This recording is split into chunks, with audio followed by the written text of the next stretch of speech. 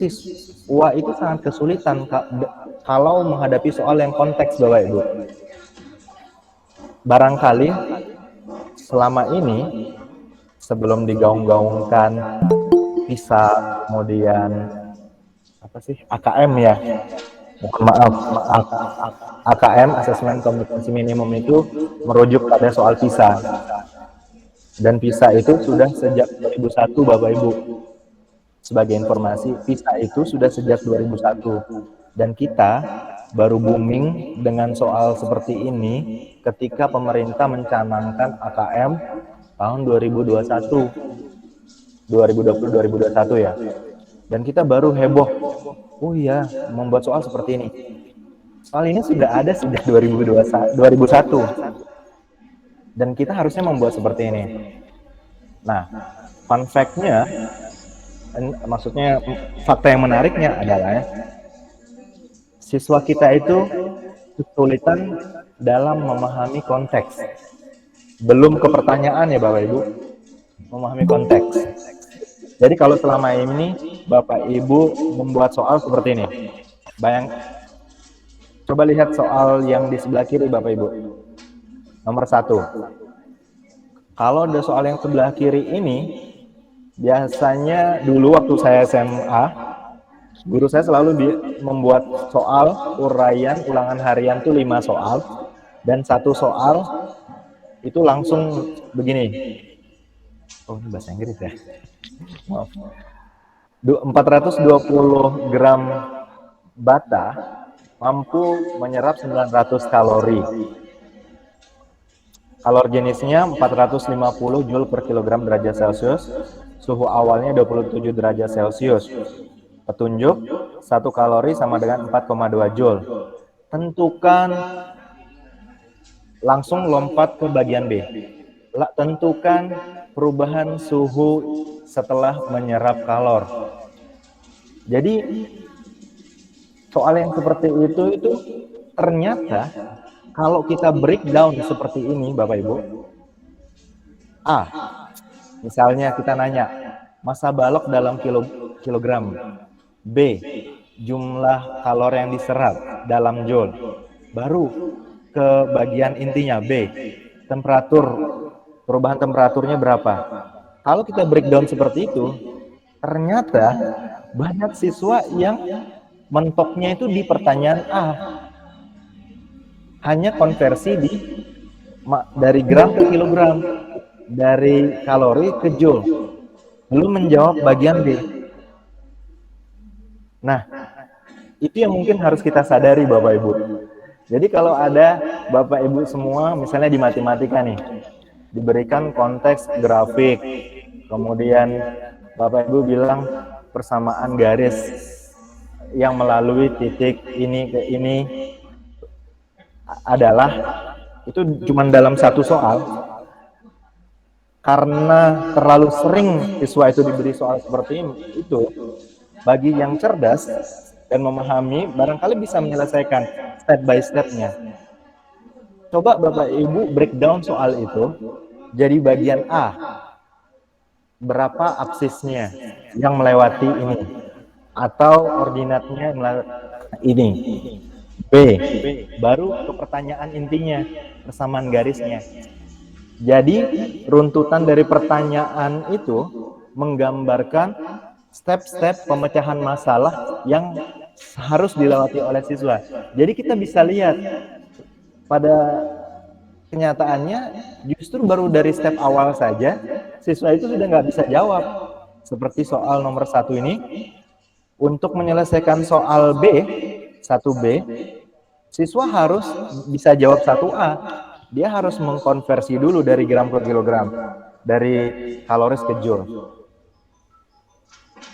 Ternyata di sini sudah nggak bisa mereka. Bagaimana bisa jawab B, apalagi yang C. Nah, seringnya kita langsung menggabungkan soal itu. Diketahui ini, tentukan suhu akhirnya. Langsung loncat ke C. Sekalipun memang di kunci jawaban kita, di rubrik yang kita buat, tahap ini poinnya sekian, tahap ini poinnya sekian. Tapi kita tidak eksplisitkan gitu. dalam A cari massa dalam kilogram. Itu yang saya temukan Bapak Ibu. Dan perbedaan mendasar soal-soal Cambridge, maksud saya soal yang dirilis oleh Cambridge, karena saya menggunakan kurikulum Cambridge Bapak Ibu, di sana letak perbedaannya. Di Cambridge itu, detail kecil itu dieksplisitkan dalam bentuk pertanyaan. Sekalipun memang part A dan part B itu keterkaitan. Memang ada teori assessment yang menyatakan, mungkin Bapak Ibu pernah dengar dari beberapa dosen, nggak boleh kita buat soal yang A dan B itu berkaitan. Kalau nggak bisa A, dia maka nggak akan bisa B. Memang ada yang bilang begitu. Tapi pada dasarnya boleh-boleh saja kita buat seperti ini. Untuk apa? Untuk menyelidiki apakah memang siswa itu memang dari step awal itu ada masalah atau tidak. Nah, maka step-step ini, karakteristik soal Cambridge itu seperti ini. Step-step pemecahan masalah itu diwujudkan dalam bentuk butir-butir soal. Bagian A, bagian B, bagian C. Seperti itu Bapak Ibu. Selain juga memang bentuknya yang mengandalkan konteks.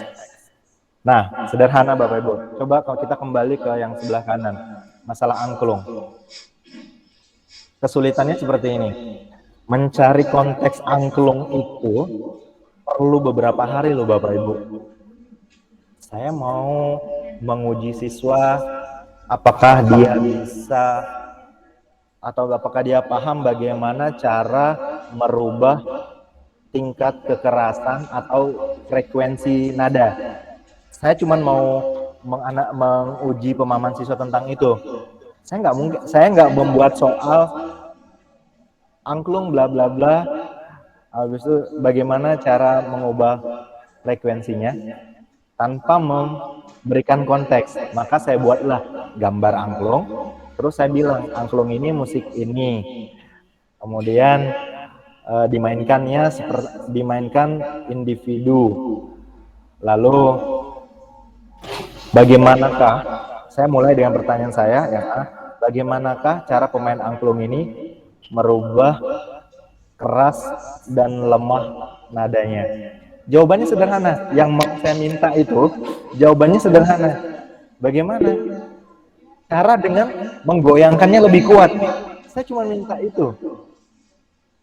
Tapi karena mungkin kebiasaan siswa itu dengan soal yang bentuk seperti tadi yang saya bilang, diketahui ini langsung jelaskan bagian ini, mereka nggak nyampe ke sana menjawab bagian A ini. Padahal jawabannya cuma goyangkan angklung lebih keras. Nah, seperti itu Bapak Ibu. Kebiasaan siswa yang menjawab format soal yang selama ini pilihan ganda, kemudian esai yang cuma 2-3 kalimat, itu mempengaruhi ketika mereka menghadapi soal bentuk seperti ini. Lalu yang bagian B Bapak Ibu, saya tanya ke mereka, bagaimana cara merubah frekuensinya? Jawabannya sederhana, ganti angklung yang punya ukuran berbeda. Tapi banyak yang nggak bisa jawab. Nah, seperti itu Bapak Ibu. Banyak hal yang bisa kita buat jadi assessment. Dan diperlukan waktu dan kemampuan juga dari Bapak Ibu untuk merancang eksperimen seperti ini. Saya kalau ulangan harian cuman 2-3 soal seperti ini Bapak Ibu dalam waktu 20-25 menit. Ya. Dan sangat menarik ya melihat bagaimana siswa berargumen. Ini contoh lain lagi Bu. Untuk yang sains, saya ngomong yang khusus di pembelajaran sains ya Bapak Ibu. Nanti Bapak Ibu yang matematika bisa menyesuaikan. Saya akan beri contoh juga. Yang sains Bapak Ibu, kita kan melakukan praktikum nih Bapak Ibu. Tapi kita nggak pernah ujian praktik tertulis. Di Cambridge itu ada istilahnya alternative to practical. Alternatif praktikal itu mereka melakukan ujian praktik secara tertulis. Bedanya apa? Bedanya gini, kalau kelas 9 atau kelas 12 itu kan di akhir ujian praktik tuh. Ujian praktiknya kalau sains masuk ke lab buat laporan. Nah, bukan cuma seperti itu. Kalau di Cambridge, di sekolah saya dan di beberapa sekolah lain, di Jabodetabek, mereka melakukan ujian praktik itu tiap semester, Bapak Ibu. Untuk semua level. Kelas 7, kelas 8, kelas 9, sampai kelas 12. Jadi semester 1, sebelum ujian tertulis, mereka ujian praktik. Ujian praktiknya itu bisa mengambil dua format. Apakah format alternatif to practical atau benar langsung datang ke lab. Nah, ini best practice-nya. Alternatif to practical-nya seperti ini, Bapak Ibu. Barangkali akan membuat kita surprise ya, terkejut ya, bagaimana sebenarnya siswa merespon soal-soal seperti ini. Saya mulai dari yang sebelah kanan, Bapak Ibu. Contoh, ini mau mengukur massa jenis, Bapak Ibu. Jadi untuk mengukur massa jenis, siswa harus mengukur massa dan mengukur volume. Massa dan volume. Kalau di lab, siswa bisa mengukur massa itu langsung saja pakai digital, neraca digital, langsung ketahuan kan Bapak Ibu. Kalau mengukur volume, pakai gelas ukur, lihat kenaikan airnya. Menurut kita sebagai guru yang sudah terbiasa dengan yang ini, sudah paham, kayaknya mudah ya, siswa bisa lah gitu. Tapi kenyataannya Bapak Ibu, kalau kita buat dalam konteks soal seperti ini, coba lihat, ada 10 bola. Lalu saya masukkan ke sebuah plastik cup, wadah plastik, dan saya timbang. Saya mau mencari massa satu bola. Berapakah massa dari satu bola? Guru pasti bilang, oh ini terlalu mudah bagi siswa saya. Oh, jangan seperti itu. Kita underestimate sama siswa. Atau mungkin kita berprasangka baik ke siswa. Realitanya untuk kelas 7 nih, itu banyak yang nggak bisa Bapak Ibu. Yang berpikir bahwa, oh ya saya tinggal bagi massa 10 bola dengan 10. Atau kalau mau lebih teliti, saya kurangi dulu massa plastik plus 10 bola dengan massa plastik kosong, lalu saya bagi 10. Itu kan yang kita mau untuk mendapat massa satu bola. Nah, cara berpikir seperti itu tidak semua siswa bisa Bapak Ibu. Berdasarkan pengalaman saya di kelas 7 dan kelas 10 ya, ini SMA Bapak Ibu juga. Itu paling cuman maksimum 5 orang yang bisa berpikir seperti itu. Ini realitanya seperti itu. Mungkin selama ini kita mikirnya, ini terlalu mudah bagi siswa. Tapi kenyataannya enggak. Lalu pertanyaan selanjutnya, kita mau tahu apakah mereka tahu alasan dari kenapa kita melakukan seperti itu. Kita bertanya, kenapa kita menggunakan 10 bola untuk mencari massa satu bola kecil? Nggak terpikir kan kita bertanya seperti itu? Nah, karena mungkin selama ini Bapak Ibu melihat sebuah pertanyaan yang kompleks, jadi untuk pertanyaan-pertanyaan yang kayaknya sepele seperti ini, kita nggak pernah buat gitu. Nah, mulai sekarang setelah melihat perbandingan dengan soal Cambridge ini, Bapak Ibu bisa mulai merubah. Coba aja di kelas membuat pertanyaan seperti itu. Benar nggak semua siswa bisa? Nah, yang bagian B cuman melihat skala aja Bapak Ibu. Itu banyak yang nggak bisa loh Bapak Ibu. Nah, itu gambaran fenomena yang selalu saya jumpai ya Bapak Ibu di kelas 7, di kelas 10. Karena saya mengajar Cambridge IGCSE dengan A-level itu kelas 7 dan kelas 10. Jadi saya mengajar dari kelas 7 sampai kelas 12. Nah, yang lebih tinggi lagi levelnya itu di alternatif to practical yang sebelah kiri Bapak Ibu. Kalau ini biasanya saya kasih setelah saya tahu siswa-siswanya berkembang sesuai dengan yang saya mau. Artinya di awal semester pertama itu saya lihat kemampuan awalnya dulu, baru di akhir semester barangkali saya kasih percobaan seperti ini. Bentuknya gimana? Saya kasih alat-alat, ini kayak open inquiry Bapak Ibu, tapi tertulis. Jadi kita tahu siswa itu selama di lab itu bisa ngerjain apa enggak. Untuk mengajarkan ini sudah bisa dimulai dari kita kasih eksperimen yang sama, lalu di kelasnya keesokan harinya misalnya atau pertemuan berikutnya kita modifikasi sedikit pertanyaan atau tujuan penyelidikannya, tapi kita minta siswa mengerjakan soal seperti di samping ini Bapak Ibu. Ini soal Cambridge yang sudah open inquiry. Nah, oke.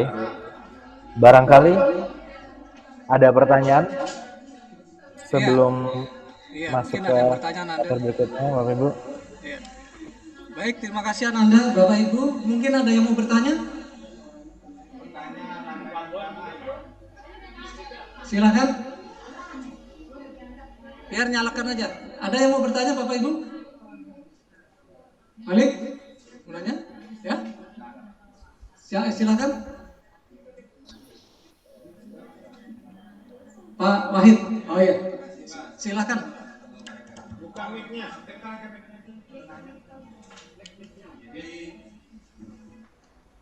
Ya. Ya. Ini Pak Wahid Dudin mau bertanya ini Ananda. Baik, assalamualaikum warahmatullahi wabarakatuh. Waalaikumsalam. Pemaparan ini sangat menarik meskipun antara sekolah Bapak dengan sekolah kami, antara panggangan sama tempat yang dipanggang juga terlalu jauh ini Pak. Ibaratnya bumi dengan Sidratul Muntaha ini Pak. Yang kepingin kami ketahui proses penerimaan awal dari siswa, tapi ini kayaknya ada berkelanjutan ini Pak. Dari kelas 7, 8, 9 itu rata-rata kan melanjutkan langsung di situ kayaknya Pak. Sehingga intake siswanya keruan gitu. Nah, kami kepingin tahu intake siswanya seperti apa Pak Aninya. Sebagai pembanding aja lah. Oke, terima kasih. Assalamualaikum warahmatullahi wabarakatuh. Ada yang mau bertanya lagi supaya langsung dijawab?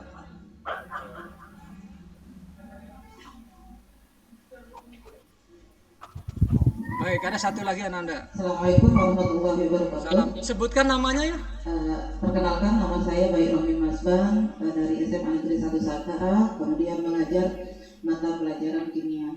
Saya tertarik sekali dengan LK yang tadi yang sudah diperlihatkan yang hanya 1 lembar. Kami ingin mengadopsi LK yang tadi telah dibuat. Kemudian terkait pembuatan soal yang berantai tadi, kami juga berharap bisa di-share di sini, karena yang namanya kebetulan kalau di kimia ada satu yang sering sekali menggunakan soal berantai, khususnya pada orde reaksi. Itu biasanya pertanyaannya ordenya dulu, setelah orde baru orde total, setelah orde total baru diminta menentukan nilai K atau tetapan laju reaksinya, terakhir baru kita bisa diminta nilai laju reaksinya.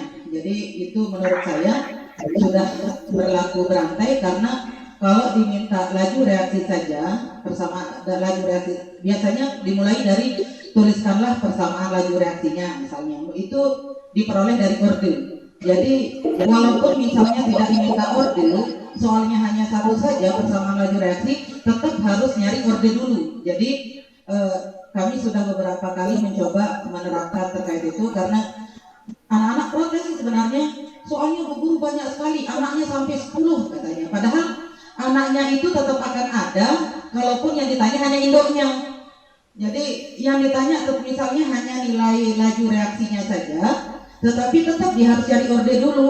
Dari orde dia bisa mencari persamaannya, dari persamaan dia bisa mencari tetapannya, dari tetapan baru bisa dia mencari lajunya. Itu jadi sebenarnya apa namanya, hanya yang ingin kami minta contohnya lebih banyak dari itu. Kemudian mungkin untuk mapel sains itu memang sudah biasa, apa namanya, yang model berantai ini. Bagaimana dengan pelajaran olahraga, bagaimana dengan pelajaran yang lain.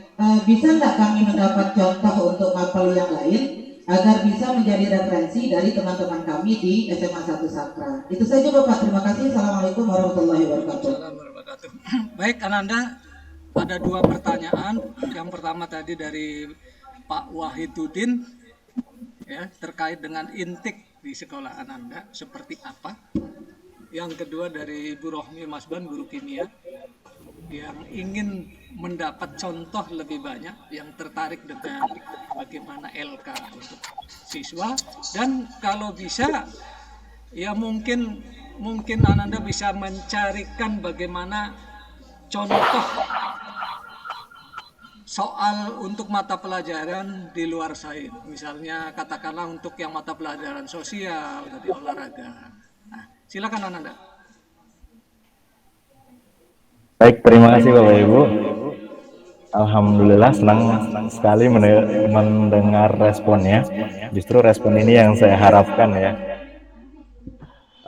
Itu kenapa sebabnya dari dulu saya bilang sama Pak Toto, setiap kali saya mau pulang ke Lombok, saya pengen teman-teman guru di Lombok itu melihat loh perbandingan soal dan kurikulum ataupun silabus Cambridge itu dengan Indonesia.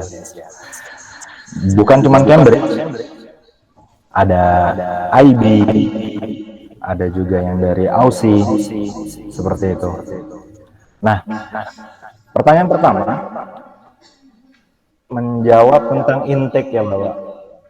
Kalau dibilang atau Bapak beranggapan bahwa intake-nya di sini itu kayak langit dan bumi dengan teman-teman di sana, sebenarnya tidak jauh berbeda Bapak Ibu. Tidak jauh berbeda. Ini pendapat personal saya. Intake di sini itu, kecuali untuk beberapa sekolah yang benar-benar strict dengan seleksinya. Kalau di kami memang seleksinya Cambridge, English, Math, and Science itu memang based on Cambridge curriculum. Jadi kalau memang dia kendala di bahasa Inggris, bakalan kendala di matematik juga maupun di Science. Jadi pada saat masuk pendaftar, mereka harus mengikuti tes Mathematics, Science, and English. English-nya harus ikut semua. Habis setelah itu mereka interview. Masalah intake, memang yang namanya intake itu apa ya, menjadi rahasia umum juga sih kalau di daerah Jabodetabek itu. Kalau untuk masuk sekolah bagus, itu kadang 3 hasil itu ada sedikit diabaikan. Kalau memang untuk memenuhi beberapa persentase kelas gitu. Ini pandangan murni saya sebagai orang di luar yayasan gitu. Seperti itu. Jadi intake itu sama aja Bapak Ibu. Kalau di kelas ada anak yang kelas 7 atau kelas 10 juga belum bisa matematika, operasi hitungnya juga nggak lancar, banyak. Enggak seperti yang Bapak Ibu bayangkan anak kota itu akan cerdas semua. Enggak gitu. Kalau bahasa Inggris mungkin iya, mereka capcicus. Tapi kalau yang logical thinkingnya sama dengan di daerah. Seperti itu. Tentang intake ya Bapak Ibu. Semoga menjawab. Apalagi kalau di Jabodetabek itu persaingan antara sekolah swasta itu promosinya itu dengan yang lain itu habis-habisan. Jadi tetap barangkali ada proporsi yang sekitar 80% filternya ketat, sisanya sama gitu. Nah, itu gambaran secara garis besar ya Bapak Ibu.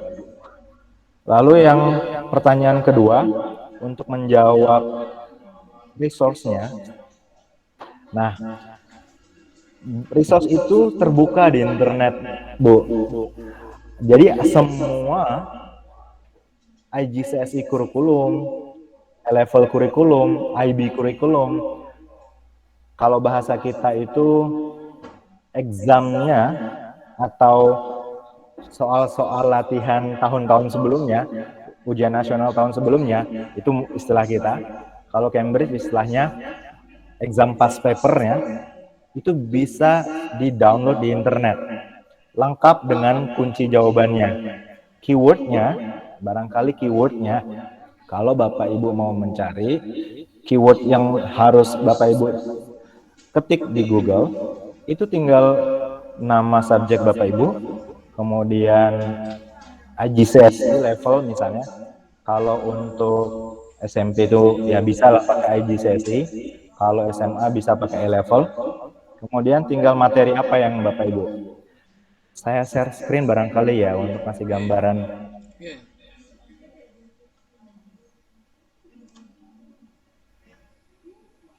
Bisa kelihatan? Bisa kelihatan, Pak? Iya, iya. Iya.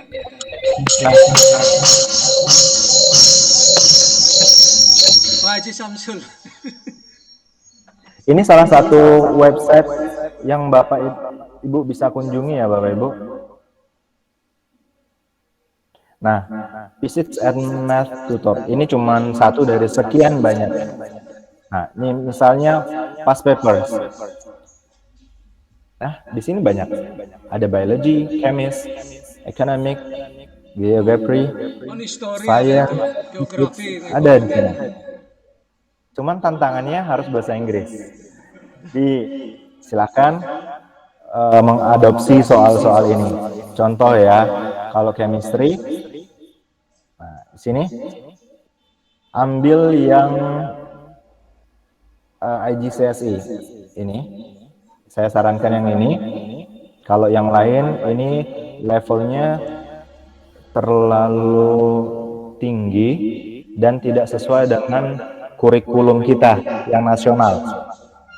Jadi yang sesuai dengan kurikulum nasional itu yang CIE, IGCSE, dan mana ada A-level nggak?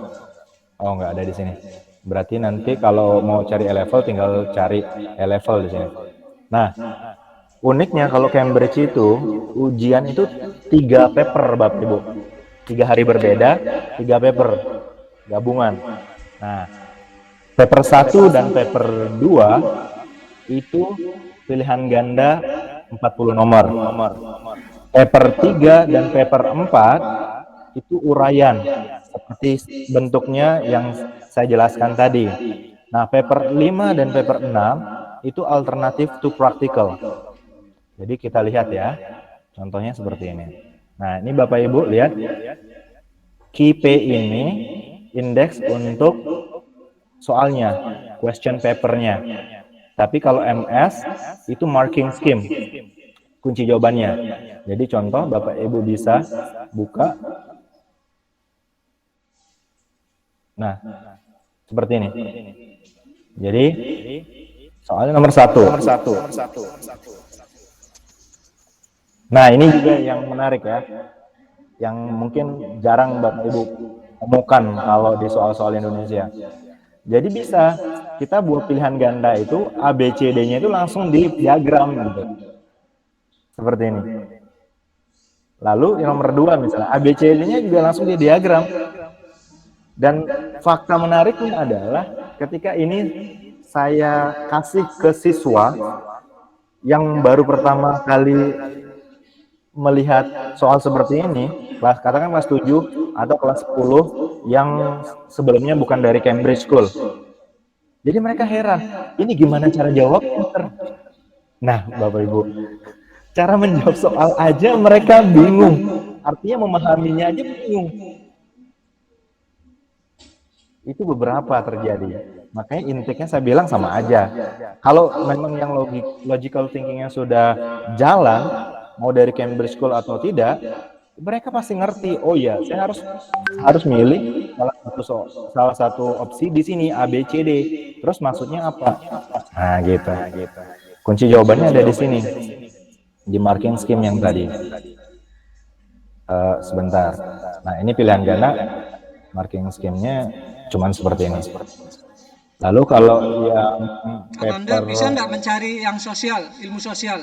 Misalnya tadi ada histori, geografi, atau ekonomi. Oke, let's discuss history ya. Kemana dia? Histori. Ini apa? History ya? Ya. Apa?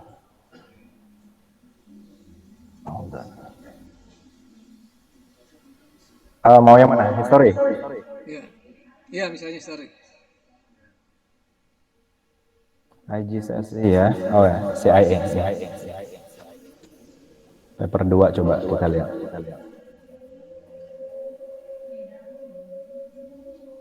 Ini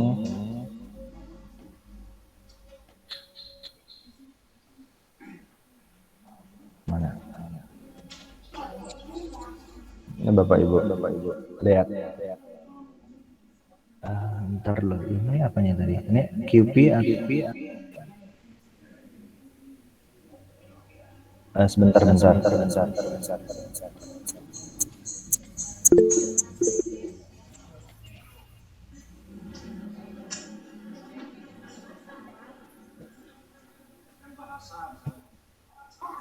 Karena memang strukturnya kadang antar mata pelajaran berbeda ya Bapak Ibu.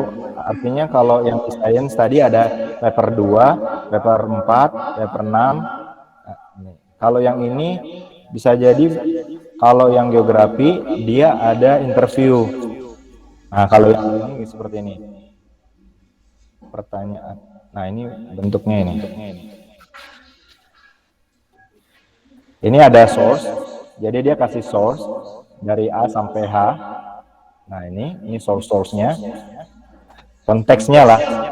Jadi diambil dari beberapa background, dari majalah, lalu pertanyaannya menyusul di bawah. Nah, study source yang A. What can you learn? Apa yang dapat Anda pelajari dari kejadian pada tahun 1968 di Ceko ya. Dari sumber ini, jelaskan jawaban Anda menggunakan detail yang disajikan pada gambar dan pada sumber di atas. Nah, seperti itu. Kemudian study source yang kedua.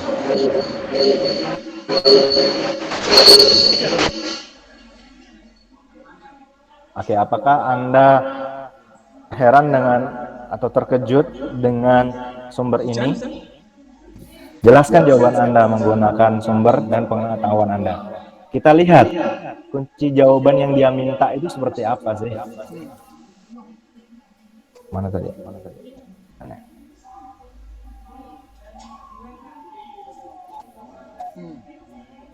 Oke, kita lihat. Bentar.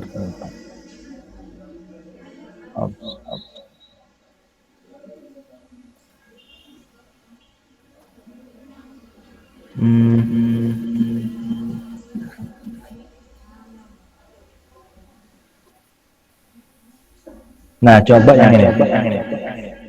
Tadi source A dan B. Sejauh mana kedua sumber ini tidak setuju satu sama lain ya. Jelaskan jawaban Anda menggunakan detail. Nah, jawabannya Ya, not matching, one say something which other doesn't. Jadi cuman diminta penilaian, oh ya keduanya tidak sesuai atau satu tidak doesn't they are about the same thing. Oke. Atau keduanya adalah dua hal yang sama. Kemudian persamaannya, perbedaannya seperti apa. Jadi harus memahami juga bagaimana cara menggunakan marking scheme ini, Bapak Ibu. Ya, itu contohnya untuk history. Baik, mungkin ini cukup dulu ini Ananda. Mungkin ada pertanyaan lain atau mungkin nanti perlu dijelaskan bagaimana proses Ananda mempersiapkan ketika mau mengajar. Apakah sama seperti guru-guru ini membuat RPP, RPP-nya seperti apa, dan apa saja yang perlu dipersiapkan? Silakan Ananda. Baik Bapak Ibu. Boleh bertanya? Oh ya, silakan. Oh, ada yang bertanya.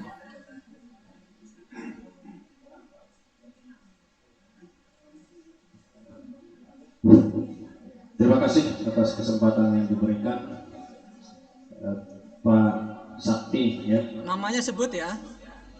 Perkenalkan, nama saya Sudarman, guru bahasa Inggris.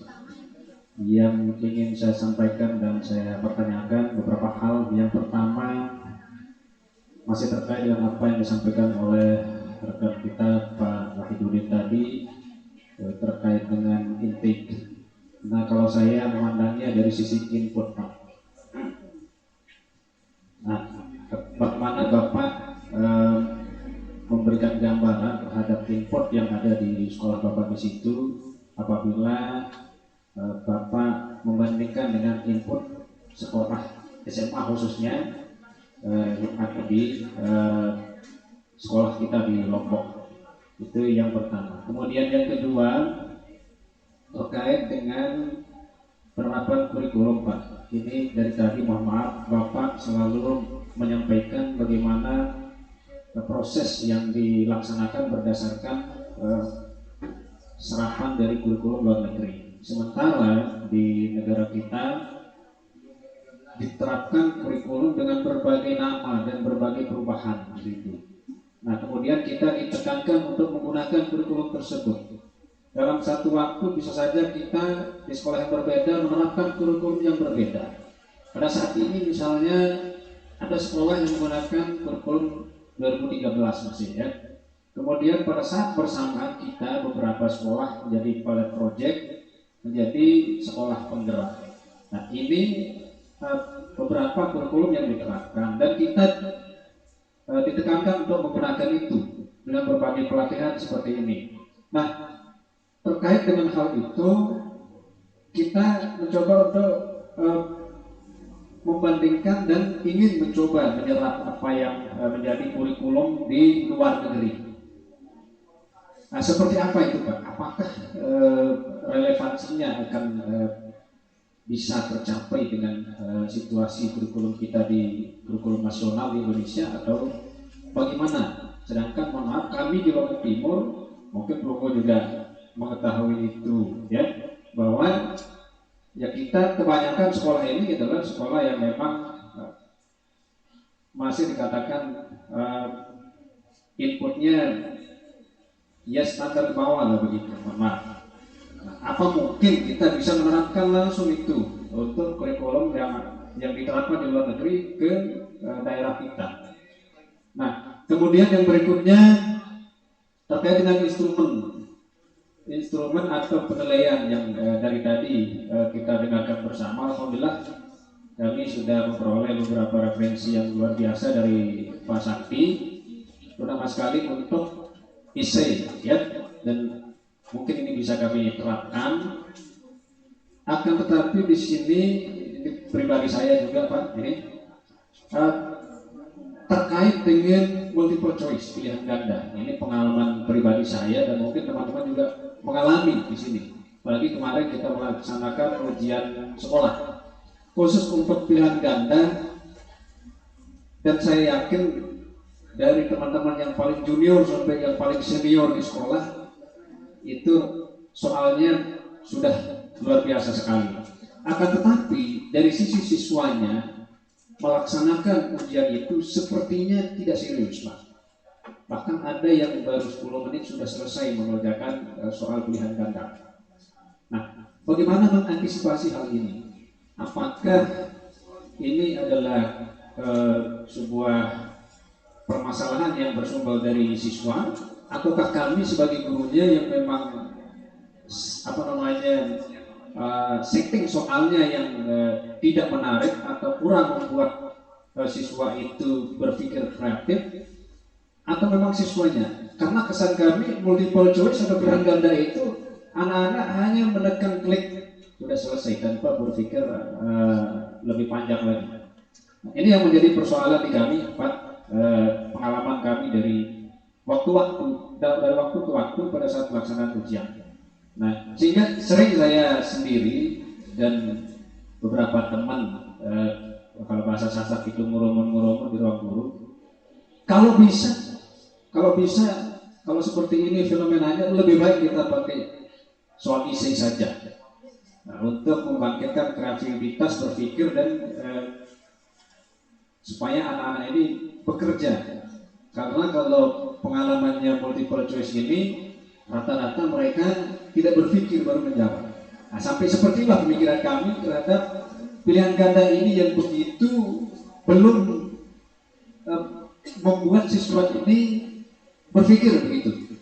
Nah, jadi bahasa sederhananya bahwa pilihan ganda ini terlalu gampang untuk siswa mengklik tanpa berpikir ke jawaban mana yang tepat.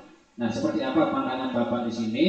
Kalau memang kami tetap terapkan untuk pilihan ganda ini, seperti apa soalnya sehingga mereka bisa berpikir dan menarik untuk mereka kaji di situ. Baru mereka tekan ABCD-nya. Saya kira itu. Terima kasih, Pak. Assalamualaikum warahmatullahi wabarakatuh. Satu aja dulu ya, karena pertanyaannya banyak.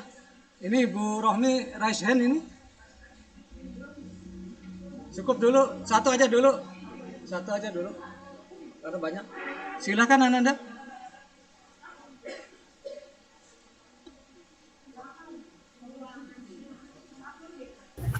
Ya.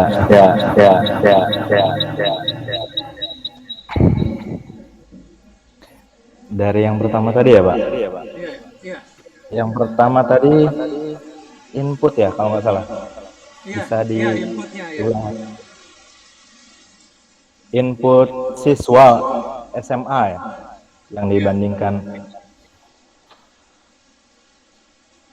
Saya punya pengalaman di dua sekolah yang berbeda, Bapak Ibu, di Bekasi, dan kedua-duanya adalah sekolah internasional. Tolong diganjel Pak Ji, suaranya.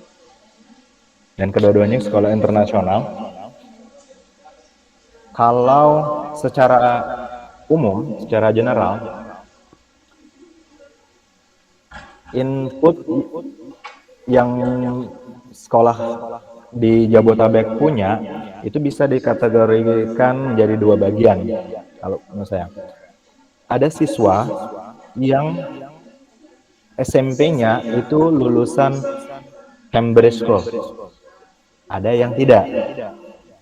Nah, kalau mereka yang lulusan Cambridge School selama SMP sudah dilatih, di drill dengan soal-soal Cambridge yang tadi, pola yang tadi, maka ketika mereka masuk sekolah negeri, mereka akan jadi bintang di sana. Jadi mereka setidaknya sudah bisa mengikuti, sangat bisa malahan. Tapi kalau SMP-nya yang bukan dari Cambridge School, itu saya bisa bilang sama dengan input kita yang ada di Lombok. Seperti itu jawaban saya. Kemudian yang pertanyaan kedua, yang terkait dengan soal pilihan ganda. Tadi kurikulum. Oh iya, kurikulum Cambridge. Nah, Pak, memang benar kondisi di negara kita itu kurikulumnya belum ajak, udah diganti. Ajak belum diganti. Ketika saya menjadi guru pertama kali di Bekasi ya Pak, dan jujur ketika saya datang ke Bekasi, saya belum punya pengalaman sama sekali di sekolah Cambridge. Tapi setelah sesi interview, saya ditawari langsung untuk mengajar Cambridge. Bapak langsung mengajar Cambridge tanpa background apapun. Itu yang terjadi. Itulah yang membuat saya memutuskan stay di Bekasi. Dan saya tertarik dengan tawaran tersebut. Kenapa? Saya harus belajar hal yang baru. Mungkin ini yang harus dipegang sama teman-teman. Saya belajar hal yang baru dan saya bisa menguasainya dalam waktu singkat. Kenapa? Barangkali memang semenjak saya mengambil master di Bandung, saya lebih suka hal-hal yang berbau kurikulum luar negeri dan penelitian-penelitian itu. Makanya saya ketika saya menghadapi tawaran sekolah Cambridge itu pertama kali, tidak terlalu sulit bagi saya. Poin yang mau saya sampaikan adalah ambil polanya, Pak. Seperti tadi asesmennya seperti itu, ambil pola asesmennya, bentuk asesmennya, masukkan ke kelas kita. Jadi saya pikir mau kurikulum nasional kita seperti apapun, yang sekarang Merdeka Belajar mau diganti seperti apapun, ambil cara Cambridge dan kurikulum luar buat soal. Itu yang kita masukkan ke kita. Toh juga setiap hari kita akan buat soal kan? Buat seperti itu. Ketika diminta asesmen yang lain, adopsi dari luar, masukkan ke sana. Saya pun, sekalipun sekolah saya Cambridge Curriculum, tapi ketika saya mengajar, resource yang saya pakai nggak cuma dari Cambridge. Saya adopsi dari Finland, saya adopsi dari Australia, saya adopsi dari IB Amerika. Apa yang bisa saya ambil di sana, saya masukin. Dan kan kita rajanya, bahasanya gitu ya. Kita pemainnya di kelas. Jadi kita tahu saya mesti memainkannya seperti apa. Saya buat soalnya seperti apa. Selama itu sesuai dengan koridornya kurikulum baru misalnya, kurikulumnya Mas Menteri. Misalnya project based dan interdisciplinary project kan kalau sekarang. Ya, tetap aja asesmennya dikembalikan ke subjek masing-masing kan. Ya, buat asesmennya sama seperti harus buat esai, soal esai, tapi adopsi dari Cambridge. Waktu ujian praktik nanti adopsi juga cara Cambridge gitu. Mana yang menurut kita bisa mengimprove, ambil aja. Toh juga kurikulum nasional kita yang namanya kurikulum merdeka sekarang, itu kan adopsi dari PISA juga. AKM, adopsi dari soal PISA juga. Lalu kenapa guru-guru nggak bebas untuk mengadopsi juga? Nah, seperti itu Bapak. Jadi ambil yang baiknya, masukkan ke kelas kita gitu. Karena mau bagaimanapun kurikulum itu berubah, prinsip saya pribadi, mau dimanapun saya berada di sekolah manapun menggunakan kurikulum apapun, maupun dia luar negeri maupun yang nasional, yang harus saya utamakan itu adalah siswa Pak. Siswa bisa memahami tuntutan kurikulum itu dimanapun cara saya dan cara apapun yang saya adopsi, selama itu tidak keluar dari kurikulum, berarti tetap diperbolehkan dong. Nah, itu maksudnya Pak, ambil baiknya. Nah, seperti itu yang mau saya sampaikan ke teman-teman. Jadi kalau mencari resource, saya pribadi kalau saya mencari resource, saya nggak pernah menggunakan keyword bahasa Indonesia. Karena isinya pasti sama semua. Itu aja. Itu sebabnya kenapa bahasa Inggris itu penting Bapak Ibu. Kalau Bapak Ibu cari resource, media pembelajaran, atau strategi mengajar, bahkan LKS, pakai keyword bahasa Inggris. Makanya itu penting. Nah, itu semua ambil, adopsi, terapkan di kelas kita. Itu Pak jawaban saya untuk Cambridge Curriculum. Iya. Baik, Ibu Rohmi mau melanjutkan pertanyaan. Silakan Bu. Oh, yang terakhir tadi Pak. Apa? Oh, yang pilihan multiple choice. pilihan ganda soal multiple choice. Ya, nanti tunggu dia. Nah, untuk yang multiple choice, yang pertama, fenomena itu pun terjadi Pak di sekolah kami. Fenomena itu terjadi di sekolah kami. Ada yang selesai gitu, cepat selesainya. Tapi intensitasnya tidak sebanyak teman-teman di sekolah negeri. Kenapa? Nah, ini yang menariknya. Di Cambridge School itu dan di semua sekolah yang menerapkan kurikulum luar negeri, Pak, tidak ada passing grade. Tidak ada passing grade di raportnya. Jadi dia kayak mahasiswa sekolah, mahasiswa kuliah.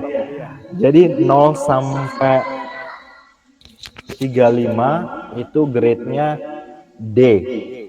Jadi ada grade A sampai grade F. F itu gagal. Jadi kalau misalnya mereka ikut ujian Cambridge, lalu hasil jawaban mereka tidak memenuhi standar, ya Cambridge sekalipun mereka udah bayar mahal, rilis sertifikatnya gagal. Seperti itu. Kalau misalnya dia dapatnya 35 poinnya, akan 35 ditulis di sertifikatnya. Kayak 6 misalnya gitu. Nah, kalau praktiknya di sekolah, sekalipun Cambridge sendiri tidak menetapkan passing grade, kami biasanya ngambil 50, Pak. Itu dijadikan passing grade sekolah. Praktiknya sama pada saat kita pakai kurikulum GBPP 94. Di bawah 50 merah. Itu yang terjadi. Itu yang kami pakai di Cambridge Curriculum. Jadi nggak ada istilah upgrade nilai sampai passing grade-nya 70, 80. Dan itu juga perbedaan antara sekolah negeri di Jakarta, Jabodetabek dengan sekolah swasta yang menerapkan Cambridge Curriculum.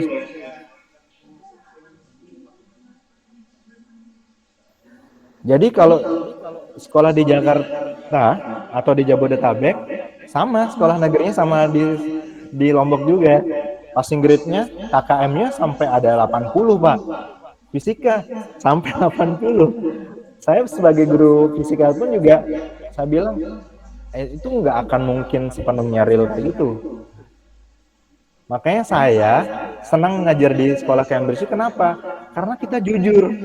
Ulangan harian mereka dapat 35, Pak.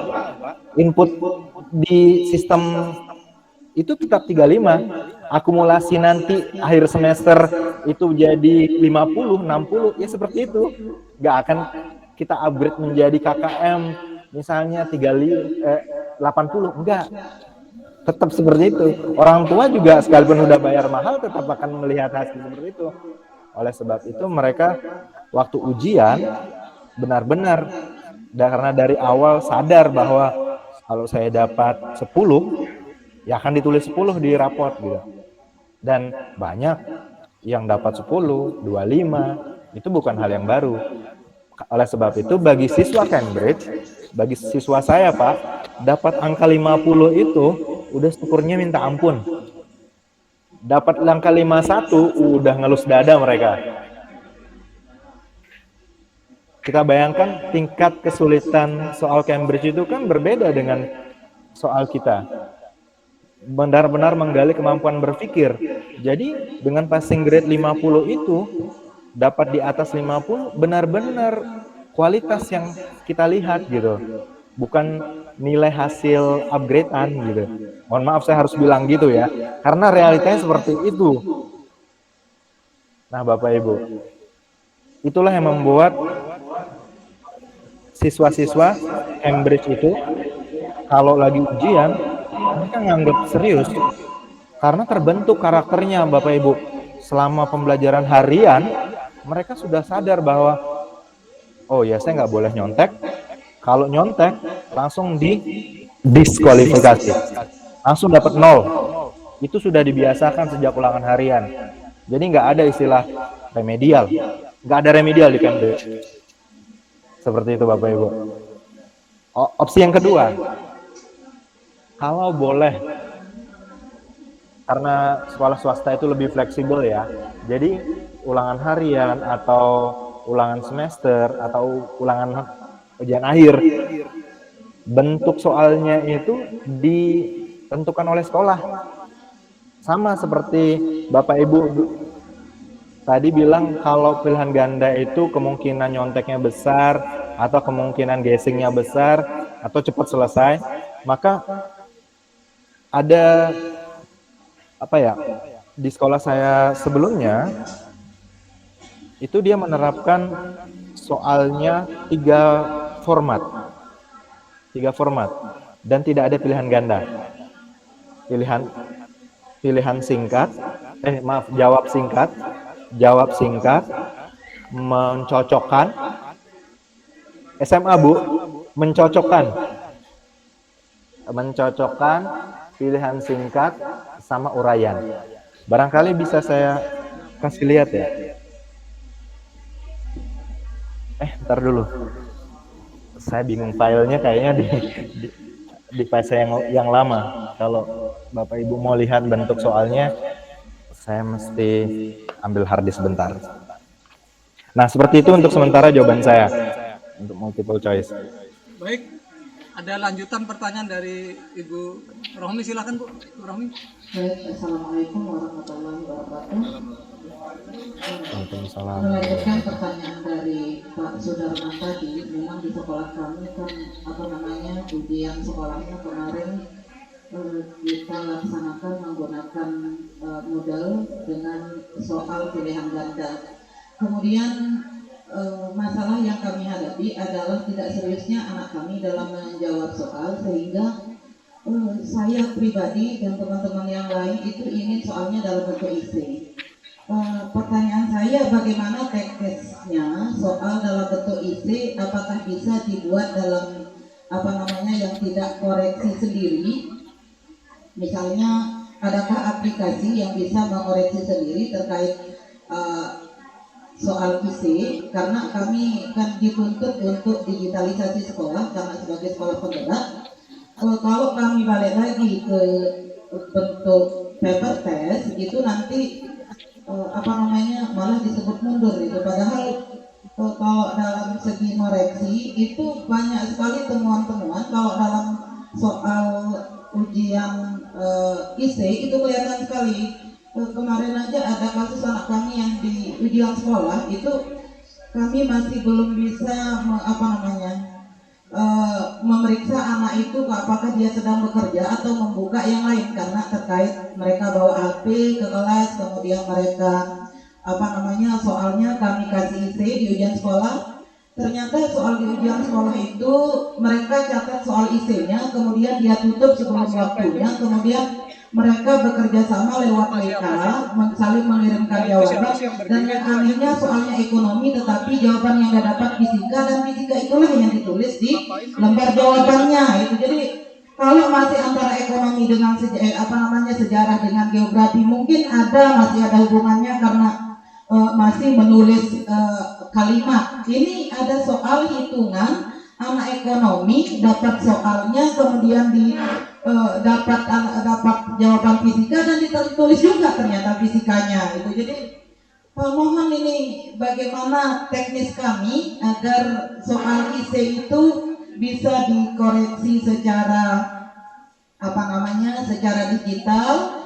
Kemudian di samping itu bisa anak-anak kami tidak keluar masuk di dalam aplikasi, sehingga tidak ada kesempatan mereka untuk membuka Google mencari jawaban atau membuka WA saling mengirim jawaban ke WA teman-temannya. Itu Pak, terima kasih. Assalamualaikum warahmatullahi wabarakatuh. Waalaikumsalam. Langsung saya jawab Pak. Silakan Anda. Ya. Fenomenanya sama ya Bu ya, dimanapun juga ya. Jadi aksi solidaritas siswa itu dimanapun sama. Nah, yang bisa saya sampaikan itu gini, Bu. Halo Bapak Ibu, tolong didengarkan ya, jangan ngobrol sendiri. Silakan. Ya, nanti bisa bekerja sama dengan IT sekolah. Ada beberapa aplikasi seperti exam browser. Jadi siswa itu harus masuk ke exam browser sebelum mereka membuka web browsernya atau URL-nya. Nah, di sana akan mengunci siswa.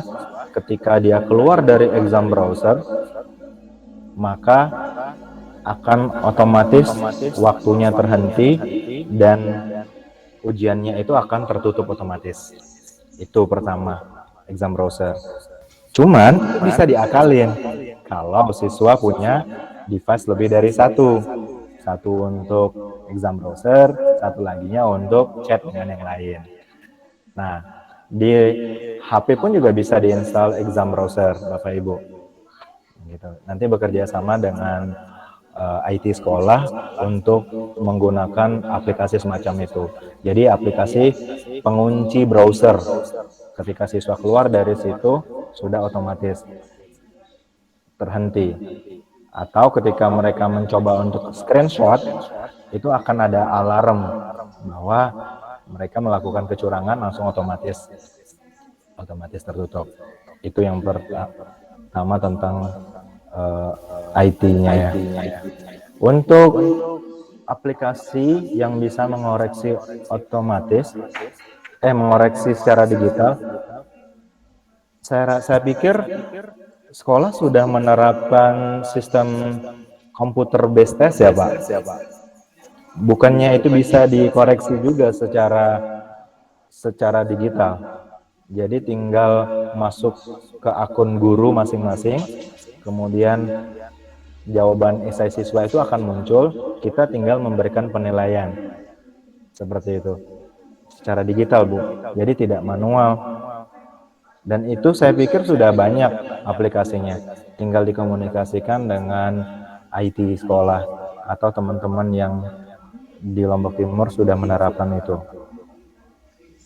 Terlebih dari itu, untuk sistem koreksi ya, yang saya juga mau sampaikan, satu perbedaan dengan di Cambridge dan sistem lainnya, terutama di kita, kalau kita buat soal itu, jangan buat misalnya satu soal, poinnya langsung 10 poin, 25 poin, tanpa tahu breakdown-nya apa aja. Oleh sebab itu di Cambridge, kalau Bapak Ibu bisa lihat tadi di presentasi saya, coba ya, itu poinnya 1, 2, 3.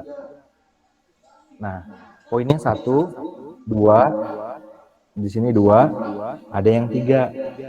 Karena itu menunjukkan step-stepnya. Jadi jangan, oh ini saya kasih poin 5. Karena kita nggak tahu, kalau siswa jawabnya antara, dia pasti kasih 2 ya, kasih 3 ya. Itu nanti subjektif jatuhnya. Makanya semua di asesmen luar negeri itu pakai 1, 2, atau 3. 1 untuk 1 kali jawab, 2 untuk yang biasanya minta reasoning, karena ada 2 step, harus pernyataannya apa, alasannya apa, jadi 2, atau 3 kalau pakai rumus. 3 poin itu untuk 1 poin untuk menyatakan rumusnya, 1 poin untuk prosesnya, 1 poin lagi untuk jawaban benar beserta unit misalnya. Nah, seperti itu. Jadi lebih terarah dan lebih mudah dalam mengoreksinya. Misal membuat grafik, Bapak Ibu. Membuat grafik jangan coba kita lihat yang ini. Membuat grafik jangan langsung misalnya 10 nih poinnya. Nggak bisa gitu. Di Cambridge dikasih poin untuk setiap pembuatan grafik itu 4 poin.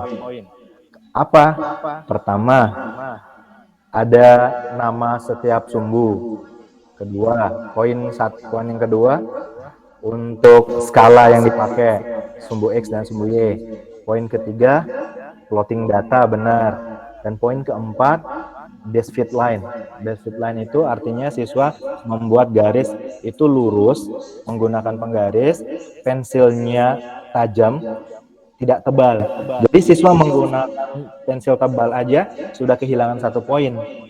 Tidak menuliskan nama sumbu, kehilangan 1 poin. Nah, jadi seperti itu uraian.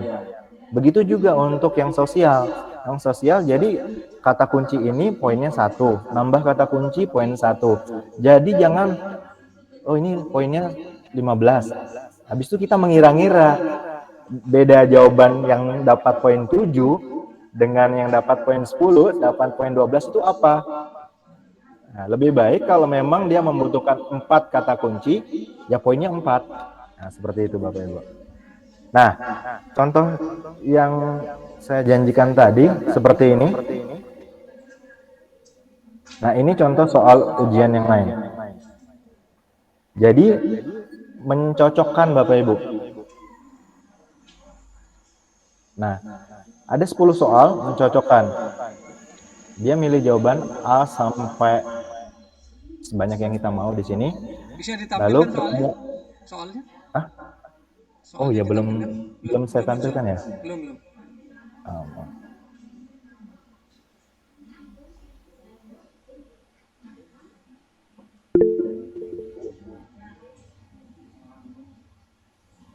Bentar, Pak. Tunggu dulu ya Pak Sudarman. Tunggu dulu penjelasan ini dulu. Sudah bisa dilihat Pak? Iya bisa.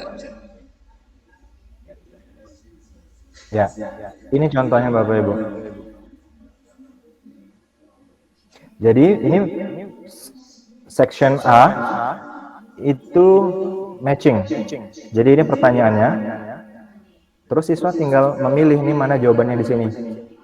Nah, dia nggak bisa sembarangan.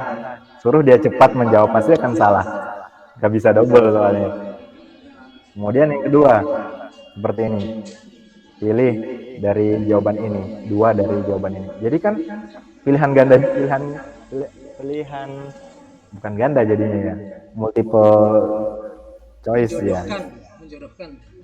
Menjodohkan ini. Oke, matching. Nah, seperti ini Bapak Ibu. Terus di section kedua dia benar salah. Poinnya 2. Karena ketika dia menjawab benar, poin 1. Alasannya apa? Poin 1. Seperti itu. Baru di section 3-nya, cuman di sini baru yang uraian yang seperti tadi. Nah, seperti itu. Ya, demikian seluruh jawaban dari saya. Baik Pak Sudarman, apa tadi mau ditanyakan? Terima kasih. Ini terkait dengan digitalisasi tadi. MIT diwakili oleh Pak Anwar mungkin mau menyampaikan sesuatu, Pak. Terima kasih. Ulangi Pak Sudarman tadi ini. Pak Anwar yang akan bertanya, Pak.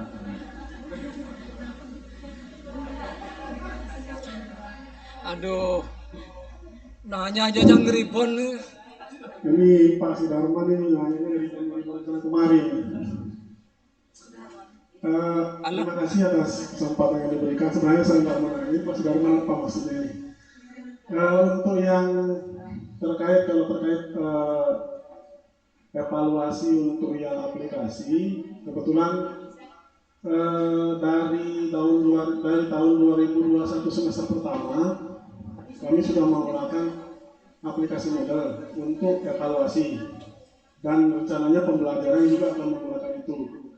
Seperti yang Pak Sakti bilang tadi, untuk sedangkan di sini di sekolah kami itu masih terbatas Pak Sakti. Untuk aplikasi sebenarnya untuk membatasi anak ketika ujian itu cukup mudah sebenarnya, tinggal mengaplikasikan CBT saja. Cuman di sekolah kami masih terbatas pada servernya dan jaringannya. Jadi sebenarnya kalau sekedar untuk mengantisipasi anak supaya tidak menyontek, supaya mengerjakan sendiri, tidak bisa membuka yang lain-lain, kita setting menggunakan CBT saja, masalah selesai.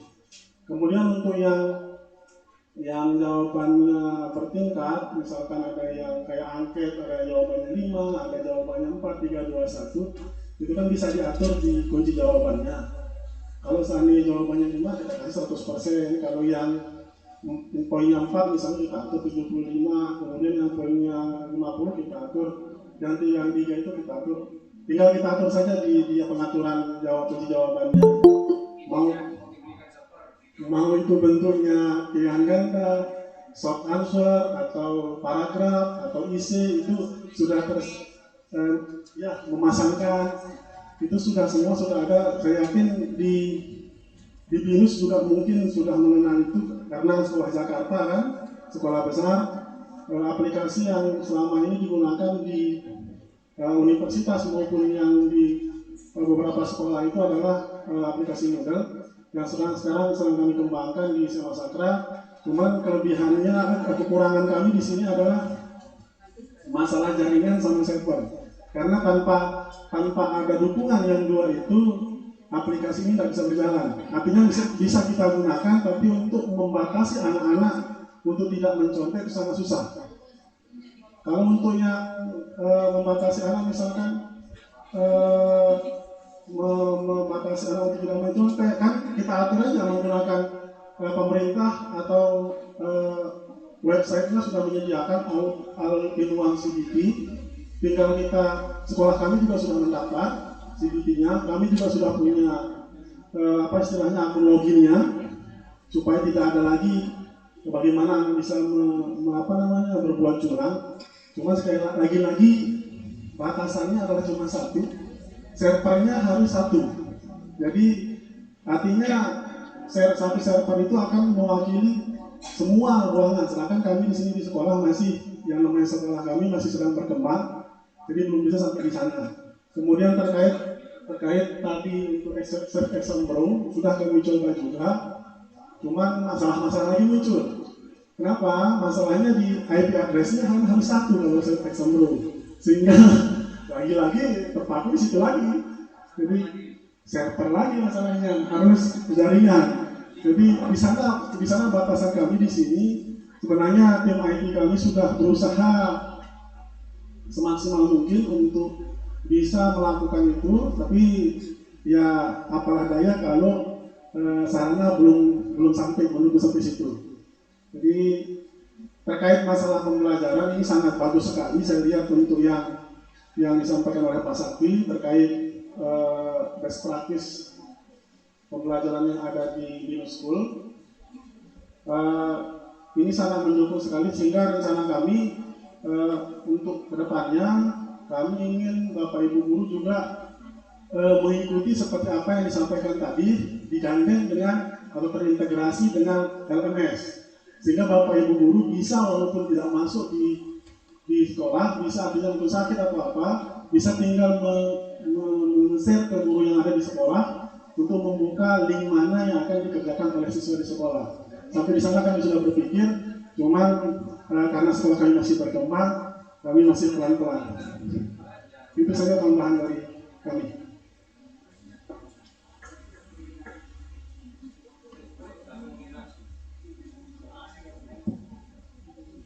Ya, baik.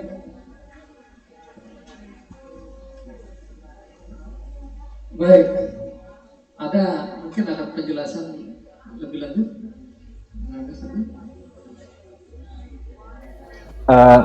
Saya rasa masalah utamanya memang sarana dan prasarana ya Pak. Karena memang saya menyadari benar perbedaan antara sarana prasarana sekolah swasta di Jabodetabek, apalagi BINUS ya, dengan teman-teman di daerah itu sangat jauh berbeda. Ya, jadi yang saya sampaikan di setiap sesi dimanapun saya berbicara, kita ambil yang bisa kita terapkan Bapak Ibu. Jadi saya tidak meminta Bapak Ibu untuk persis sama dengan sekolah-sekolah swasta di sini. Saya pun putra daerah. Karena saya putra daerah, jadi saya mau teman-teman guru di sana itu tahu kondisi real sekolah yang katanya, mohon maaf saya bilang internasional dan bonafit itu seperti apa. Jadi setelah Bapak Ibu tahu, bukan malah mendownkan motivasi Bapak Ibu, justru bilang, oh ya ini bisa saya modifikasi, oh ini bisa saya ambil, saya tiru, seperti itu. Maka saya pun untuk yang worksheet 1 halaman itu pun inisiatif dan ide saya sendiri gitu. Kalaupun teman-teman guru di Binus School dan Cambridge School yang lain belum tentu mereka menggunakan seperti itu. Cuman berdasarkan pengalaman saya, siswa jauh lebih efektif kalau dia cuma 1 halaman. Seperti itu. Jadi sekali lagi ambil semua yang bisa kita modifikasi, teman-teman. Itu tujuannya. Terima kasih, Pak. Baik, Bapak Ibu, ada lagi yang mau bertanya? Sudah pas. Baik, sambil menunggu Pak Kepala Sekolah supaya Pak Kepala Sekolah memberikan ucapan terima kasih lah. Anda mungkin perlu diceritakan sedikit lah yang tadi saya sampaikan. Bagaimana Anda ketika mau memulai pembelajaran, apa yang dipersiapkan? RPP-nya seperti apa? Kemudian bagaimana analisis kemajuan siswanya yang Anda lakukan biasa, riset seperti apa, supaya Bapak Ibu guru yang di sini juga tahu bahwa guru di sekolah internasional juga perencanaannya sedemikian rupa, dalam pelaksanaan pembelajaran juga sedemikian rupa upayanya. Silakan Anda. Ya, baik Bapak Ibu. Untuk administrasi sekolah swasta di Jabodetabek itu, apalagi yang sudah punya nama, itu benar-benar sangat disiplin Bapak Ibu. Sangat disiplin. Prakteknya, kami buat RPP-nya itu seminggu sekali. Jadi bukan di awal harus 1 semester juga enggak. Jadi untuk apa yang kita ajar minggu depan, RPP-nya minggu ini kita kumpulkan. Jadi benar-benar RPP itu hasil pemikiran kita. Jadi sesuai dengan perkembangan dan apa yang sedang kita ajarkan pada saat itu. Nah, jadi enggak satu semester buat langsung diminta buruan gitu, buku 1, buku 2 segala macam sampai buku 4 misalnya kayak gitu, seperti itu. Dan apa namanya, persiapannya itu dan koreksinya itu berjenjang. Sudah buat, dikoreksi sama head departemen namanya. Kalau di sekolah mungkin MGMP-nya sekolah gitu, baru dikembalikan lagi kalau ada perbaikan, kalau enggak tinggal di-upload di folder arsip, seperti itu. Nah, untuk persiapannya sendiri, RTP-nya tidak ada bentuk baku ya, yang diadaptasi dari Cambridge. Kalau di kementerian bilang RPP satu lembar, yang pada dasarnya kalau lebih dari 2 lembar pun juga nggak apa-apa. Nah, kami pun juga menerapkan seperti itu. Nah, khusus untuk RPP saya pribadi, itu lebih detail Bapak Ibu. Saya buatnya sengaja lebih detail. Untuk apa? Agar saya tahu setiap flow yang ada di pembelajaran saya nantinya di kelas, semua kemungkinan itu sudah saya tuliskan gitu, termasuk kemungkinan siswa mau merespon apa juga saya tuliskan. Sebentar, saya coba cari untuk contohnya ya. Sebentar Pak.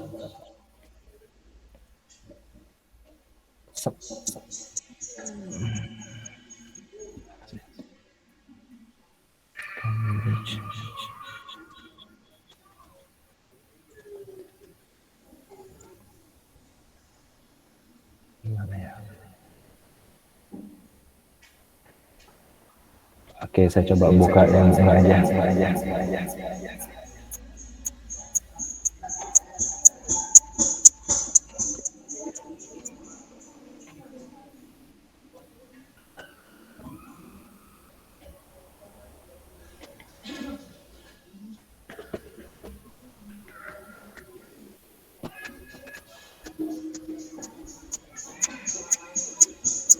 Bisa Belum tampil, belum muncul.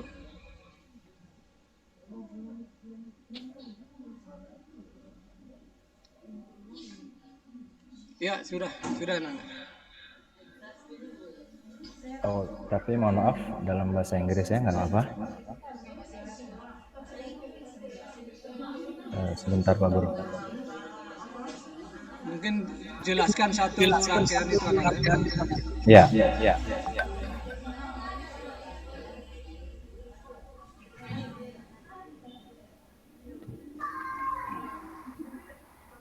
Nah, seperti ini Bapak Ibu.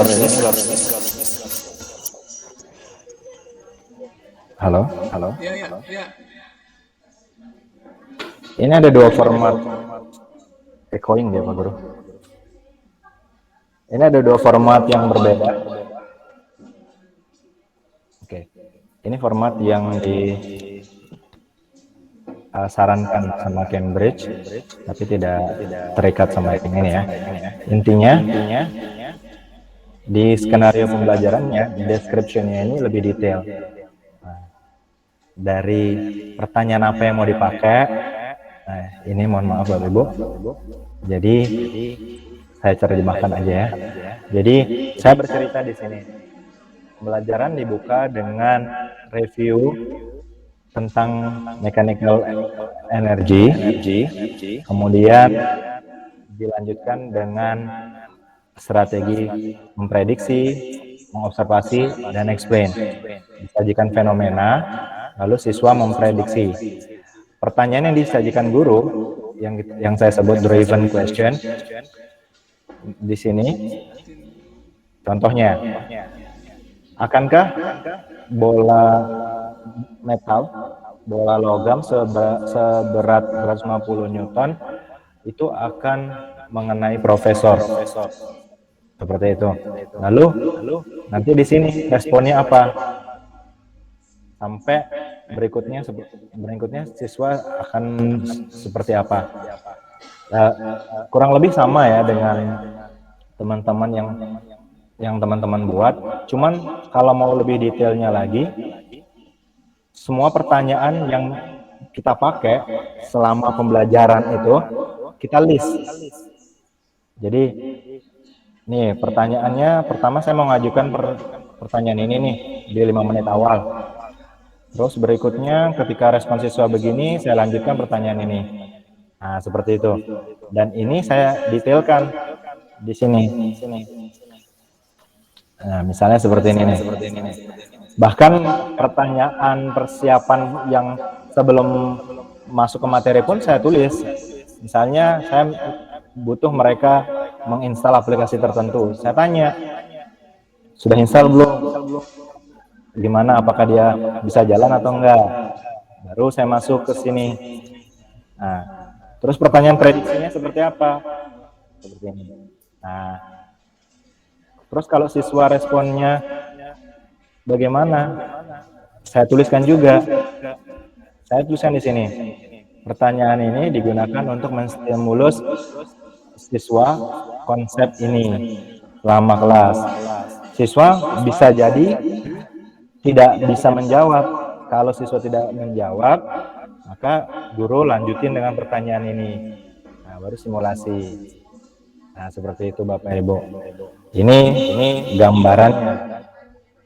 Lalu PowerPoint-nya seperti apa? PowerPoint bukan hal yang wajib ya. Bukan hal yang wajib di apa ya? Di kelas bagi saya. Hanya saja selama pandemi, selama online ini, kita paling tidak menyiapkan PowerPoint untuk menstimulus siswa dan memberi gambaran yang lebih jelas kepada siswa. Nah, contoh PowerPoint-nya seperti ini Bapak Ibu. Sebentar Ananda, sebelum pindah, itu di bawah itu ada penilaian karakter kayaknya ya. Kenapa Pak Guru? Yang di bawah itu ada untuk penilaian karakternya ya, ini ya. Iya, ini penilaian karakter khusus untuk BINUS Pak Guru. Iya ya. Jadi ini yang karakter yang di apa ya, tekankan di sini di pembelajaran ini. Terus bagian mana, pada bagian mana dia dipakai, seperti itu. Jadi ini belum saya revisi sepertinya. Harusnya di sini ada keterangan karakter ini. Misalnya bertanggung jawab, jadi ada tanda kurung bertanggung jawab di sini. Tidak semua karakter. Jadi sekalipun saya menulis semua ini, teamwork, engage misalnya, dan responsible, kita cuma diharuskan menekankan pada satu karakter yang dominan. Oke. Seperti itu. Jadi dominan. Itu karakternya tekankan di satu karakter yang dominan saja Pak, seperti itu. Lalu presentasinya seperti ini Bapak Ibu. Kalau ini problem base, maka seperti ini. Jadi selalu ini dokumentasi saya pribadi, jadi bisa jadi berbeda dengan teman guru yang lain, tapi ini adalah cara yang selalu saya pakai. Misalnya, mau mengajarkan statis, saya pancing awal dengan fenomena. Jadi di PowerPoint-nya saya masukkan potongan-potongan majalah, kondisi, kemudian siswa saya minta responnya, apa yang menyebabkan fenomena ini. Nah, ini seperti halnya problem base seperti biasa lah Bapak Ibu, cuman dikemas lagi-lagi kontekstual. Makanya kita butuh waktu untuk mempersiapkan dan berpikir berkali-kali untuk mencari konteks apa yang bisa menstimulus siswa dengan tepat. Nah, seperti itu Bapak Ibu. Dan ini memancing diskusi panjang ke siswa. Oke, itu saja Pak Guru. Terima kasih. Baik, Ananda. Terima kasih. Sebelum ditutup, saya persilahkan Pak Kepala Sekolah untuk menyampaikan kata-kata. Ini Ananda, ini Pak Kepala Sekolah, Pak Sugeng. Sama-sama orang fisika. Assalamualaikum warahmatullahi wabarakatuh. Mudah kedengar nih. Waalaikumsalam warahmatullahi wabarakatuh. Saya ucapkan terima kasih sekali kepada Pak Sakti Perdana ya, yang ada di apa namanya, Binus School ya, Bekasi. Yang sudah memberikan berbagai macam contoh ya, termasuk pembelajaran tadi, karena di sini workshop kita adalah workshop penguatan kurikulum program sekolah penggerak, yang mana pada kurikulum tersebut salah satunya adalah kurikulum yang berpusat pada siswa. Tadi Pak Sakti sudah memberikan berbagai macam contoh pembelajaran yang berpusat pada siswa, yang salah satunya tadi adalah kalau bisa setiap pembelajaran harus ada LKS-nya. Nah, ini adalah suatu contoh yang perlu kita adopsi di SMA Sakra. Kemudian yang kedua terkait dengan berbagai macam asesmen ya, yang bisa kita adopsi ya. Karena asesmennya tadi modelnya cukup bagus, ada yang pilihan ganda ABC tapi langsung optionnya ada di grafik atau di gambar. Nah, ini dokumen juga saya lihat. Nah, di sini sementara belum pernah saya lihat, hanya dokumen yang saya lihat. Kemudian juga berbagai macam contoh yang lain yang insya Allah ini akan akan menginspirasi Bapak Ibu guru yang di SMA Negeri 1 Sakra. Dan insya Allah ya, Pak Sakti Perdana ya, kami atas nama Kepala SMA Negeri 1 Sakra mengucapkan terima kasih sekali atas berbagai macam informasinya yang membantu kami ya untuk meningkatkan kompetensi Bapak Ibu guru ya. Karena insya Allah baik buruknya siswa kita sangat ditentukan oleh kompetensi Bapak Ibu guru. Dari kita sekali lagi mengucapkan banyak terima kasih. Ya, Assalamualaikum warahmatullahi wabarakatuh. Baik, Ananda.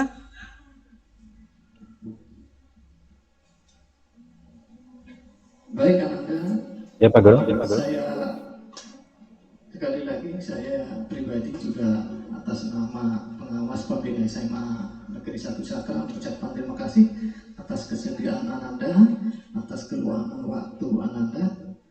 Mudah-mudahan Ananda sekeluarga sehat semua, dan mudah-mudahan ini menjadi tambahan wawasan bagi kami di SMA 1 Sakra. Ya, sukses selalu untuk Ananda semua dan salam untuk keluarga. Dari saya cukup sekian.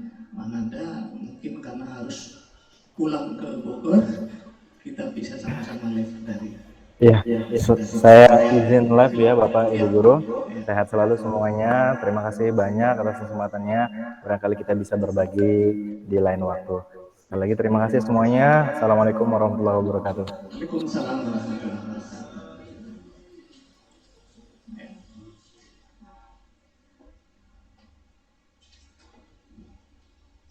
Baik Bapak Ibu, Bapak Kepala Sekolah yang hormati, Bapak Ibu yang hormati, sebelum ditutup ya saya ini kehilangan beberapa guru ini. Ya, ini guru matematika ini aja tinggal mejanya walaupun rasanya sudah 5 watt tapi masih bertahan. Ini Pak Ismail, Pak Nasir tidak ada, dan yang lain ya. Nah, ya inilah memang salah satu kendala kita, daya kerja kita. Kata Pak Anies, daya baca kita kuat, terbukti kalau baca WA itu dari pagi sampai tengah malam juga kuat gitu. Tapi kalau mempelajari sesuatu kadang-kadang kita kurang. Dan Bapak Ibu mohon ya, jangan biasakan ketika diberikan wawasan lebih tinggi. Lasimon dia itu kan nanti kalau Bapak Ibu saya ceritakan biayanya di Binus School, kaget lagi ya. Orang tiap per bulan SPP-nya 35 juta. Nah, jadi hilangkan kebiasaan pakai bumi dan langit. Kenapa yang tinggi-tinggi saja diberikan contoh? Justru saya ingin Bapak Ibu meraih setinggi langit. Kalaupun tidak bisa setinggi langit, ya di bawah langit lah. Ya, masa sih yang mau saya bandingkan, mohon maaf, masa mau saya bandingkan dengan, ayo saya contohkan Belerensing misalnya, saya contohkan Dana, saya contohkan Barikatul Wadalidain, binaan saya semua ini, maksudnya yang antara sekolah atau belajar dan tidak belajar belum bisa dipastikan. Ya, justru saya ingin ke depan, ayo kita cari yang terbaik seperti kata Pak Sakti ya, ambil yang bagusnya. Silakan ambil yang sisi positifnya ya. Ini. Kemudian kalau prinsip saya ATM, amati, tiru, dan silakan modifikasi. Kalau kita tidak mampu mengikuti dengan sana karena semua sekolah unggulan pasti siswanya sedikit, ya, maka tidak terbebani dengan bandwidth yang harus disediakan sebanyak-banyaknya, tidak cukup-cukup, katakanlah misalnya Saudi ngeluh ini tidak cukup-cukup misalnya untuk ini servernya tidak kuat. Nah, ya memang problem kita, tapi mari yang positifnya ya Bapak Ibu ya, dan saya berharap besok lusa sudah mulai terbersih dari Bapak Ibu tadi ya Pak, lihat Pak Sakti mempersiapkan 1 LK saja 2 hari, mempersiapkan RPP itu seminggu sekali membuat, ya. Maka saya tadi kan cerita teman saya yang ngajar di Australia dulu, bukan hanya membuat RPP untuk 7 siswa RPP-nya yang dia buat 14, tetapi perilakunya ngajar sampai sore. Ini Pak Sakti ini baru ngajar itu tadi, cuma untuk hari ini off sampai jam berapa tadi, tapi tetap sampai sore. Begitu pulang, ini teman saya di Australia ceritanya, begitu selesai pembelajaran sampai jam 3 atau jam 4, dia langsung ke perpustakaan membuat RPP untuk pembelajaran berikutnya sampai malam. Begitu terus. Jadi kalau dibayar dengan gaji tinggi wajar. Sementara cerita ini paling enak justru guru di Indonesia, walaupun gajinya rendah tapi masih kok sempat ke pasar, masih belanja kemana, masih bisa kesana kesini. Ya, kita syukurilah nanti, tapi tetap kita punya komitmen Bapak Ibu ya, tetap komitmen bahwa setiap warga negara berhak mendapat pelayanan pendidikan yang bermutu, dan pendidikan yang bermutu itu hanya dapat dihasilkan dari proses pembelajaran yang bermutu. Proses pembelajaran yang bermutu hanya dapat dilakukan oleh guru yang bermutu, dan kesemuanya tentu dipengaruhi oleh manajemen yang bermutu. Insya Allah kepala sekolah saya pantau terus, tetap akan mendukung kemajuan sekolah ini dan melayani Bapak Ibu dengan baik ya. Dan nanti kan di jadwal saya lihat akan ada model kompetensi. Model kompetensi sudah berubah, saya pernah sepintas menyampaikan ya, sudah pernah berubah. Ada 3 kompetensi. Yang pertama, guru harus mengembangkan profesinya. Pengembangan profesi itu bisa melalui pelatihan, publikasi ilmiah, karya inovasi, ya, atau melalui pengembangan diri. Pengembangan diri ada 2, bisa melalui kegiatan kolektif guru. Kegiatan kolektif guru itu apa? NKNP, dan bisa melalui workshop, lokakarya yang seperti ini. Ini pengembangan diri. Yang kedua, setelah guru melakukan pengembangan diri, diharapkan guru memiliki pengetahuan profesional. Nah, setelah memiliki pengetahuan profesional, diharapkan muaranya adalah guru mampu melaksanakan pembelajaran profesional. Ini 3 model kompetensi yang nanti akan dijelaskan lebih jauh dari judul ini. Oleh karena itu sekali lagi mari kita tingkatkan komitmen kita, kemudian kita tingkatkan kemampuan kita. Mudah-mudahan anak-anak kita nanti terserah mau jadi apa mereka, yang penting ikhtiar kita sudah berupaya ikhtiar yang terbaik untuk mereka. Saya ucapkan terima kasih atas perhatian Bapak Ibu. Mohon maaf atas segala kekurangan dari saya. Billahi taufiq wal hidayah. Assalamualaikum warahmatullahi wabarakatuh.